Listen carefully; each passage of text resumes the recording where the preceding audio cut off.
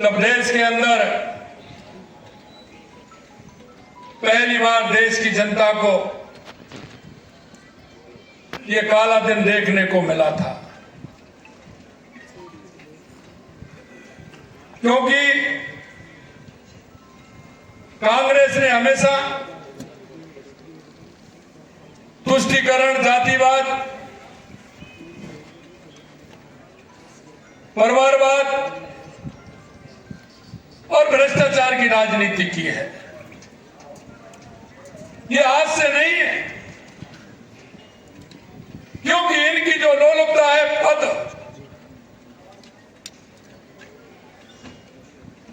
वो शुरू से विद्यमान है। मित्रों, मैं कहना चाहता हूं, देश की आजादी में हर देशवासी का योगदान रहा।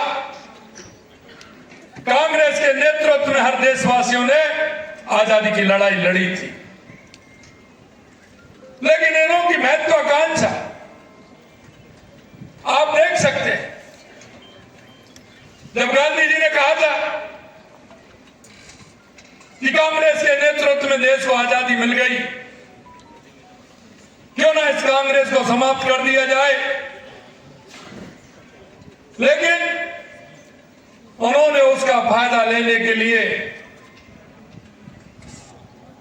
देश के टुकड़े भी कराने के काम किए और कांग्रेस को बनाए रखने का काम भी उन लोगों ने किया। इसी बात से आप अंदाज लगा सकते हैं कि उन्होंने किस तरह से काम किया। यही नहीं, अगर आगे की मैं बात कहता हूं तो सरदार वल्लभ भाई पटेल जी का वो योगदान हम सभी जानते हैं, लेकिन नेहरू जी को मात्र एक रियासत दी गई थी, जिसका दंश हमने अब तक झेला है। और देश के यशस्वी प्रधानमंत्री नरेंद्र मोदी जी के नेतृत्व में उस धारा 370 को हटा करके उस काम को पूरा करने का किया है। मैं आपको वही कहता हूं, ये कांग्रेस देश में एक तरफ सत्ता चाहती थी। 12 जून 1975 को जब हाई कोर्ट इलाहाबाद का फैसला आया, क्योंकि हाई कोर्ट का फैसला सभी को मान्य होता है, लेकिन उन फैसले को भी नहीं मानने के लिए आज के दिन 25 जून 1975 को अर्धरात्रि को आपातकाल लगा दिया गया था। किस तरह की स्थिति उन्होंने बनाई थी। जितने भी हमारे विपक्ष के नेता थे, जितने भी पत्रकार थे, अखबार थे, विरोधी नेता थे, उन सबको ठूस के जेल में डाल दिया गया। वो काली रात ये देश कभी भी नहीं भूल सकता। मेरे सामने स्वतंत्रता सेनानी, लोकतंत्र के प्रहरी, जिन्होंने लोकतंत्र की रक्षा की थी, ऐसे लोकतंत्र के सेनानी मेरे सामने बैठे हुए हैं। मैं दिल की गहराइयों से आप सभी को नमन करता हूं, आप सभी को प्रणाम।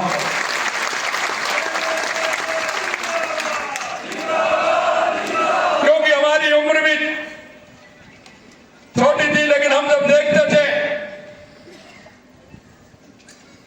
हम जब परिवार को, गांव को,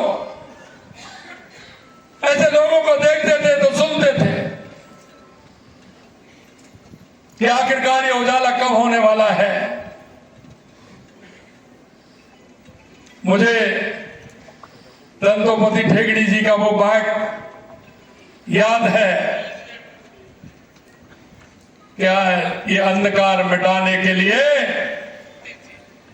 जीवन की मशाल जलानी पड़ेगी, जीवन की मशाल जलानी पड़ेगी। उन्होंने किस तरह से अपने जीवन को तपा। मैं कह सकता हूं कि उस समय घर परिवार कहीं ऐसा ही नहीं लगता था कि हम काली कोठरियों में से कभी बाहर भी आएंगे। लेकिन उनका जो जज्बा था, उनका जो हौसला था, वो जीवन को कहते थे कि चाहे कुछ भी हो जाए, हमारा जीवन समाप्त हो जाए, लेकिन लोकतंत्र की हत्या नहीं होने देंगे, नहीं। मेरे भाई और बहनों, आज का दिन ये वो दिन है जो आने वाली पीढ़ी को भी हमें इंगित कराना है। आज मेरे को किताब दी है, निश्चित रूप से मैंने कई ऐसी किताबें जो आपने लिखी हैं, जब मैं उनको पढ़ता हूं तो निश्चित रूप से दिल में सिवाय आंसुओं के, मन में आंसुओं के, आंखों में जो वो झलक पैदा होती है, उसको बयान नहीं कर सकते थे। उन्होंने अपने जीवन को किस तरह से जिया, परिवार एक मेरे को सुना रहे थे,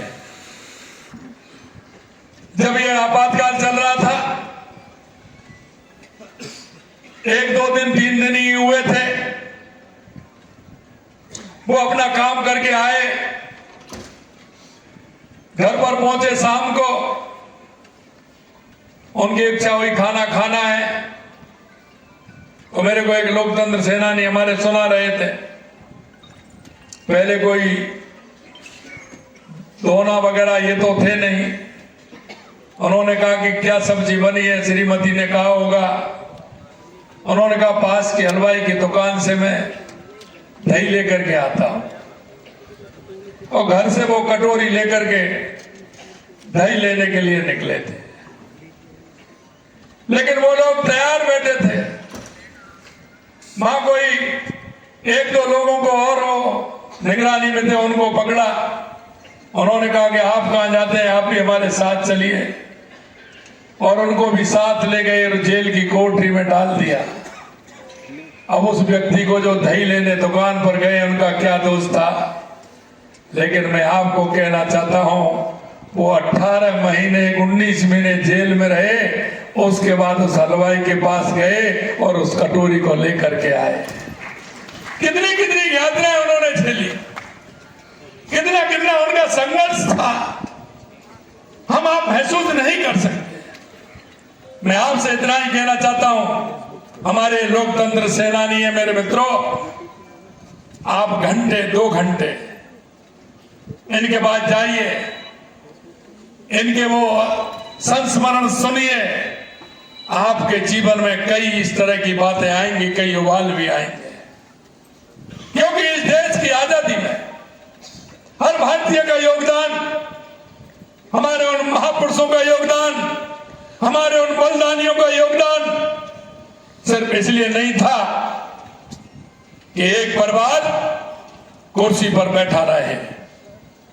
जिस तरह से इलाहाबाद कोर्ट ने उस डिसीजन को किया, उन्होंने आपातकालीन कहते हुए और उसको जिस तरह से इमरजेंसी लगाने का काम किया, मैं धन्यवाद देना चाहता हूं उन सभी हमारे विपक्ष के नेताओं को, जिसमें हमारे अटल बिहारी वाजपेयी जी भी थे, लाल कृष्ण आडवाणी जी भी थे, दंतोपंजी ठेकड़ी भी थे, सुंदर सिंह जी भंडारी भी थे, और ऐसे बहुत लोग जिन्होंने जेल में भी सत्याग्रह करने का काम किया। उन्होंने कहा कि जब तक इमरजेंसी नहीं हटेगी, हम इसी तरह से सत्याग्रह करते रहेंगे। मित्रों, हमेशा कांग्रेस ने देखा है, इन्होंने लोकतंत्र को गला घोटने का काम किया है। आज मैं देख रहा हूं वो लोग जा रहे हैं संविधान बचाओ। अरे आपने तो संविधान बनाने वाले की भी परवाह नहीं की। बाबा साहब भीमराव अंबेडकर जी के संविधान को भी आपने कई बार तोड़ने का काम किया है, और बाबा साहब को भी आपने कभी सम्मान देने का काम नहीं किया। बाबा साहब को टिकट भी नहीं दिया, उनको चुनाव लड़ाने का मौका भी नहीं दिया। वो निर्दलीय चुनाव लड़े तो उनको हराने का काम किया। अरे तुम क्या संविधान की रक्षा करोगे? तुम तो संविधान को हमेशा तोड़ने वाले। आपने कितनी बार पूरे देश के अंदर कितने प्रदेशों में आपने चुनी हुई सरकारों को गिराने का काम किया? आप संविधान बचाने की बात करते हैं। आपने तो इस देश में वो स्थिति पैदा कर दी थी कि लोगों के जो अरमान थे, लोगों की आशा और उम्मीद थी, उसको भी आपने धक्का पहुंचाने का काम किया। इसलिए मेरे भाई और बहनों मैं कहना चाहता हूं कि इस 25 जून 1975 की तारीख, जिसे भारतीय इतिहास में संविधान हत्या के दिवस के रूप में दर्ज किया गया है, ये आने वाली पीढ़ी को भी हमें बताना है और ये भी बताना है कि तत्कालीन इंदिरा गांधी सरकार ने देश में आपातकाल की घोषणा की और भारत के लोकतांत्रिक मूल्यों को कुचलने का घृणित कार्य भी किया। आज आपातकाल के पूरे 50 वर्ष हुए हैं। आज आप देख सकते हैं, हमारे कह रहे थे जिलाध्यक्ष जी कि जब आपकी उम्र